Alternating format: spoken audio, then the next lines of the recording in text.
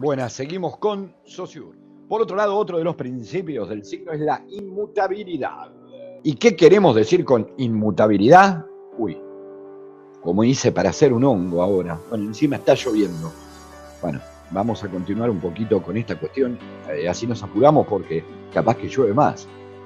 Y la lluvia va a tener algo que ver con el análisis del signo. Lo vamos a ver en otro de los videos que ustedes tienen que responder con estas preguntitas que van apareciendo en el medio de cada video. La inmutabilidad del signo. Al analizar el signo en relación a quienes lo usan, Saussure observa una paradoja, palabra importante en Ferdinand de Saussure.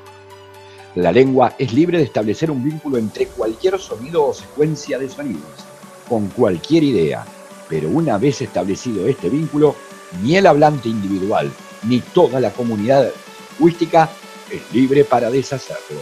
Tampoco es posible sustituir un signo por otro. La lengua castellana podría haber elegido cualquier otra secuencia de sonidos para el significado que se corresponde con la secuencia clima, C-L-I-M-A. Pero una vez que dicho vínculo se ha consolidado, la combinación ha de perdurar. No es posible legislar sobre el uso de la lengua. ¿Por qué un signo no puede cambiar? El significante en relación con la comunidad lingüística que lo emplea no es libre, sino impuesto por la cultura. Porque el factor histórico de la transmisión domina por entero y excluye todo cambio lingüístico general y repentino. 1. El carácter arbitrario del signo. La propia arbitrariedad del signo resguarda a la lengua de toda tentativa de modificarla. Para que una cosa pueda ser cuestionada, es preciso que se base en una norma razonable. 2. La multitud de signos necesarios para construir o para constituir cualquier lengua, los signos lingüísticos son innumerables. 3. El carácter demasiado complejo del sistema. Es un mecanismo complejo y quienes hacen uso de él en la cotidianidad lo ignoran por completo. 4. La resistencia de la inercia colectiva a toda innovación lingüística. En la lengua, cada uno participa en cada instante y por eso sufre la influencia de todos. Este hecho basta para mostrar la imposibilidad de una revolución. La lengua es un producto de las fuerzas sociales, herencia de una época precedente, y esas fuerzas sociales actúan en función del tiempo. En todo instante, la solidaridad con el pasado predomina sobre la libertad de expresión. Decimos hombre y perro porque a nosotros se nos ha dicho hombre y perro. ¿Se entiende? ¿Se te ocurre algo que puede estar pasando en estos momentos con el tema del cambio del lenguaje? Coméntamelo. Bueno, vieron que les dije que el signo tiene que ser arbitrario, por eso estas cadenas, una vez que se establece el vínculo entre significante y significado, es muy difícil poder cambiarlo porque viene una imposición cultural, una imposición social, una imposición histórica. El lenguaje es algo colectivo que compartimos con los demás. Entonces, si nosotros queremos cambiar algo puntual, se puede generar un conflicto. Nos tendríamos que poner de acuerdo para poder modificarlo. La comunidad lingüística, todos los hablantes de esta lengua, tendríamos que ponernos de acuerdo para cambiar un cierto significado que nos lleve a pensar en un cierto significante que nos lleve a pensar en un nuevo significado. Es decir, una imagen acústica, nueva, acústica viene del habla, con un nuevo concepto, es decir, una nueva imagen mental. ¿Queda claro? Arbitrariedad, linealidad, inmutabilidad del signo son tres principios fundamentales que plantea Fernández. Dije entonces, arbitrariedad, arbitrario, linealidad del signo, inmutabilidad del signo. Pero tenemos un cuarto que puede llegar a contradecir. ¿Dónde va a aparecer? Acá. A este otro. Zoom. A este. ¿Cómo? Sí. Mutabilidad del signo. Chan, chan. Sí. Y ahora, y se nos complicó porque, qué paradoja, ¿no? El signo tiene que ser inmutable, no puede vivir cambiando. Nosotros no podemos hacer uso del lenguaje como queremos y lo podemos modificar porque si no, no nos podemos comunicar. El signo a la vez puede sufrir mutabilidad. Con el paso del tiempo, la lengua y sus signos cambian. Aparecen así lentamente modificaciones en los vínculos que se establecen entre significantes y significados. Los significados antiguos se especifican, se agregan nuevos o se clasifican de modo distinto. Por ejemplo, la palabra ratón adhiere un significado distinto en relación a las computadoras. En este caso, dos vínculos entre significado y significante coexisten en simultáneo. La lengua no es libre, porque el tiempo permitirá que las fuerzas que actúan sobre ella desarrollen sus efectos y se llega al principio de continuidad que anula la libertad. Pero la continuidad implica necesariamente la alteración, el desplazamiento más o menos considerable de las relaciones entre significante y significado. Si no se comparte la lengua, la comunicación sería prácticamente imposible. Por lo tanto, el sistema, es decir, la lengua como algo social, debe permanecer lo más intacto posible, ya que de esa manera todos nos podemos entender. El habla, como se sostuvo, es el uso de los signos de la lengua. Cada cual opta por utilizar los que considere pertinente para poder dialogar. Si la lengua cambia continuamente, demos por seguro que no podría existir la comprensión, ya que somos muchos los que utilizamos en simultáneo los mismos signos del sistema. Y ahora, ya estamos un poco cansados, profe.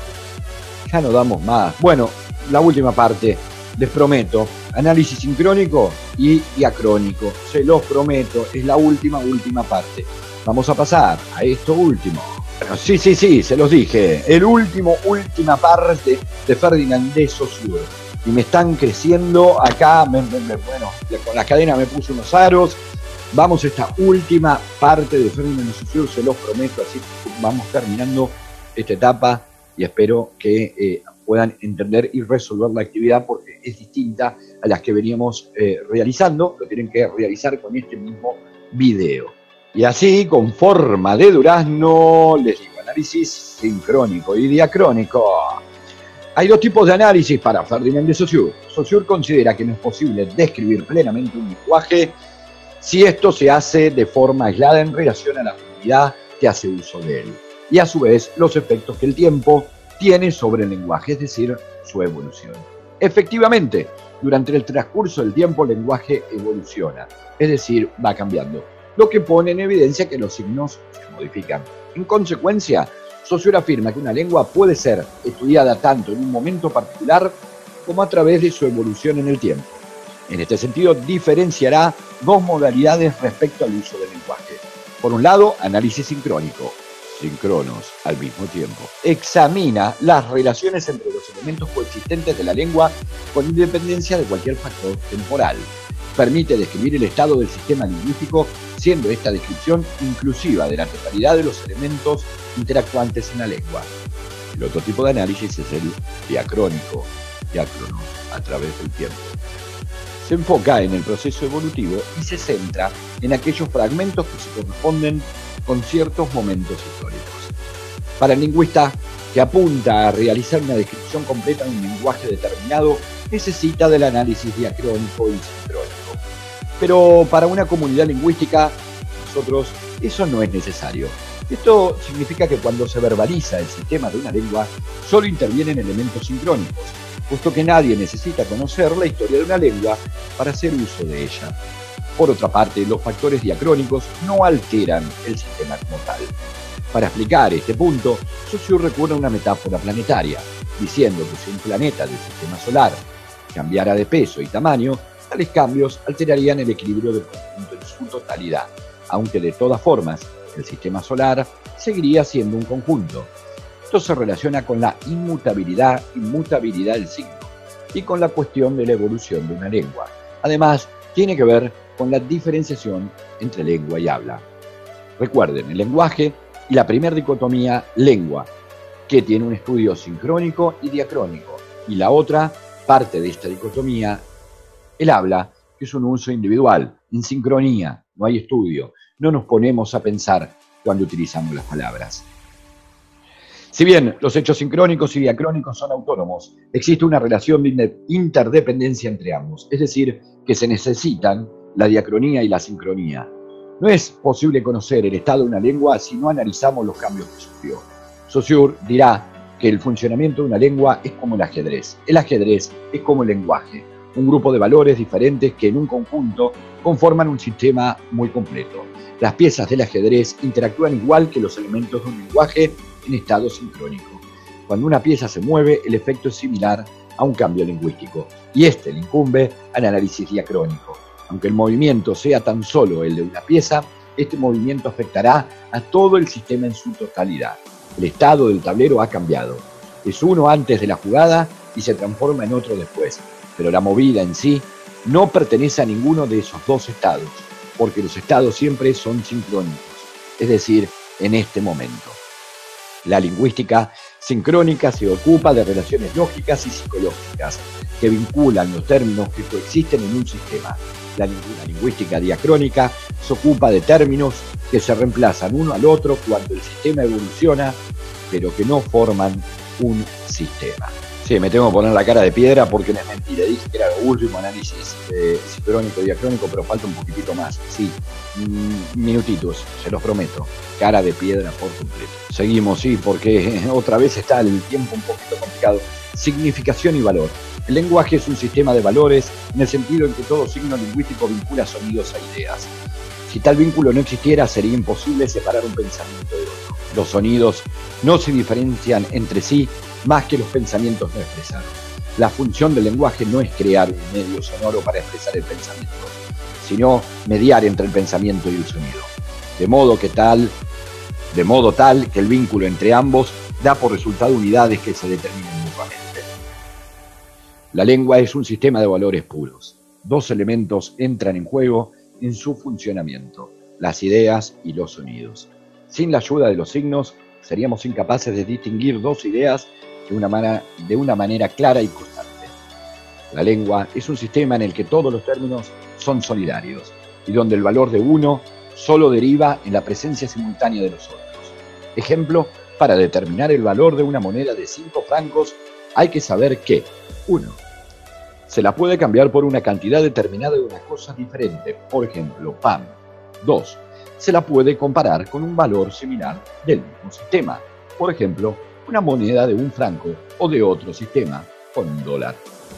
Se puede cambiar una palabra por algo disímil, es decir, parecido. Una idea, además, se lo puede comparar con algo de la misma naturaleza, otra palabra.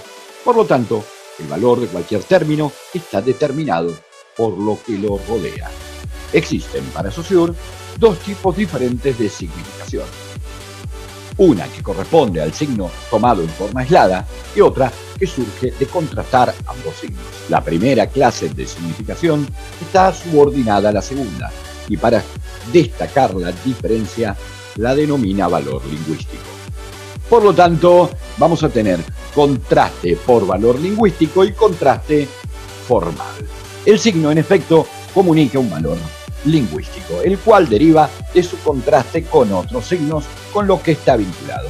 Por ejemplo, si digo la palabra nieve, está relacionado o vinculado con el signo helado, el signo hielo, el signo glaciar. Cada una se entiende en la medida que se entiende la otra, porque podemos diferenciarlas una de otra. Helado no significa nieve, ni tampoco significa hielo, ni mucho menos significa glaciar. El principio que distingue el valor del significado distingue también las formas entre sí y crea el significado. A su vez, nieve significa lo que significa porque es muy diferente a nave y nieto, porque poseen formas contrastantes. Nave, nieto, nieve empiezan igual y suenan parecidos, pero no son lo mismo. Si bien la diferencia sonora es mínima, esta es suficiente para hacer de cada uno un signo lingüístico diferente. Nieve, nave, nieto son tres signos distintos, aunque en el sonido, en esta imagen acústica, parezca que es similar. Diferencia y oposición. El motor del significado es la diferencia.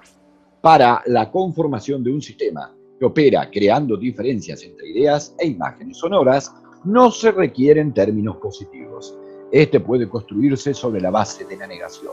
Porque si analizamos significantes y significados de forma separada, observaremos que son diferencia pura. Sin embargo, en donde significante y significado confluyen, es decir, se relacionan, es donde hallamos el elemento positivo. La forma de un signo difiere de la de otros signos como forma. El concepto difiere de otros como concepto. Pero el signo, en tanto que signo, no difiere de otros signos, sino que se diferencia. La diferencia es algo que puede definirse apelando a un tercer término. La diferencia entre 2 y 3 es 1. Diferenciarse implica simplemente que 2 no es igual que 3. Relaciones lineales sintagmáticas y relaciones de tipo asociativas. Entre los signos, lo que hay pues es oposición. En la lingüística sincrónica se distingue una oposición básica de dos tipos de relaciones. Las relaciones lineales o sintagmáticas se refieren a los signos complejos o secuencias de signos con dos o más componentes, ordenados en una línea o secuencia significativa. Montañas, las montañas. Escalar, las montañas. Escalar, las montañas nevadas, etc. ¿Se dan cuenta a qué nos referimos con la relación sintagmática o lineal? Podemos comenzar con el signo montaña, podemos agregar las montañas, podemos agregar escalar las montañas, escalar las montañas nevadas. Relaciones no lineales o formales. Estas serían las relaciones de tipo asociativas. Son asociaciones de forma o de significado o de ambas cosas que los hablantes, es decir, nosotros al utilizar la lengua, al hablar, establecemos de manera automática ante cualquier signo. Montaña, cabaña, campaña, campiña, campo, campesino. Tomamos un signo y lo relacionamos con signos que están asociados. La montaña está asociada con el campo, con el campesino, con la campaña, bueno, etc. Sintagma se compone siempre de dos o más unidades consecutivas. Situado en un sintagma, un término solo adquiere su valor porque supone el precedente o al siguiente, o a ambos a la vez. Por otra parte, fuera del discurso, las palabras que ofrecen algo en común se asocian en la memoria. Así, la palabra enseñanza hará surgir otras palabras, enseñar, informar, y esto es lo que llamamos relaciones de tipo asociativas. Por último, y esta vez sí es lo último, en la escritura, los signos de la escritura son arbitrarios. No hay ninguna relación, por ejemplo, entre la letra T y el sonido que designa. 2. El valor de las letras es puramente negativo y diferencial. Así, una misma persona puede escribir T como variantes tales como T mayúscula, T minúscula, T incursiva. Bueno. 3. Lo único esencial es que dicho signo no se confunda en sus rasgos con el de L o el de la D, etc. Es decir, que la T sea T, pero no sea D y no sea L. Cuando la escribamos, no puede ser confundida. Además, no hay ninguna relación que se pueda establecer entre la letra T y lo que designa en el sonido la letra T. Bueno, sí, llegamos al final, gente. Esto ha sido todo de Ferdinand de Saussure.